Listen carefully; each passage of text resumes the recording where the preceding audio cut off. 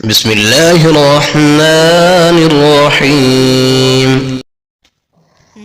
ایک طاقتور جن کا واقعہ علامہ علی ابن برہان الدین رحمہ اللہ نے اپنی معروف و مقبول کتاب سیرت حلبیہ میں حضور پاک صلی اللہ علیہ وسلم کی بعثت سے پہلے کا ایک عجیب واقعہ لکھا ہے۔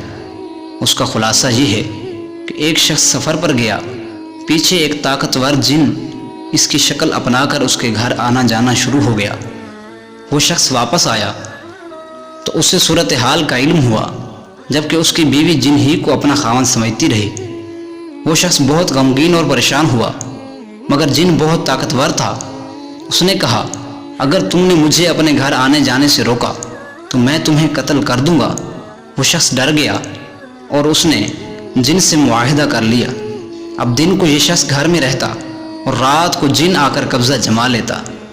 ایک رات جن نے اس سے کہا، آج میری ذمہ داری آسمان کے قریب جا کر فرشتوں کی خبریں سننے پر لگی ہے، اگر تم چاہو تو میں تمہیں ساتھ لے جاؤں۔ وہ شخص تیار ہو گیا اور جن کی پیٹھ پر اس کی گردن کے بال پکڑ کر بیٹھ گیا۔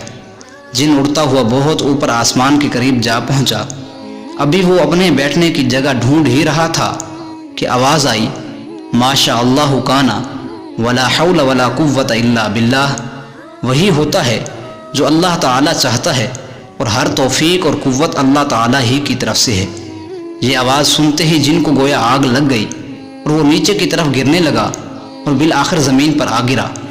اس شخص نے وہ الفاظ یاد کر لیے، ماشاء اللہ کان ولا حول ولا قوت الا باللہ۔ اگلی رات جب یہ جن حسب سابق اس کے گھر کی عزت برباد کرنے آیا تو اس شخص نے یہی دعا پڑھی، جسے سنتے ہی شیطان جن بھاگ گیا اور پھر کبھی واپس نہ آیا، اور یوں وہ گھر آزاد ہو گیا۔ قرآن پاک کی سورہ جن میں اس بات کی وضاحت و صراحت موجود ہے کہ حضور اکرم صلی اللہ علیہ وسلم کی بعثت سے پہلے جنات نے آسمان کے قریب مورچے قائم کر رکھے تھے اور وہاں بیٹھ کر فرشتوں کی باتیں سنتے تھے، پھر یہ باتیں نجومیوں اور کاہنوں کو بتاتے تھے۔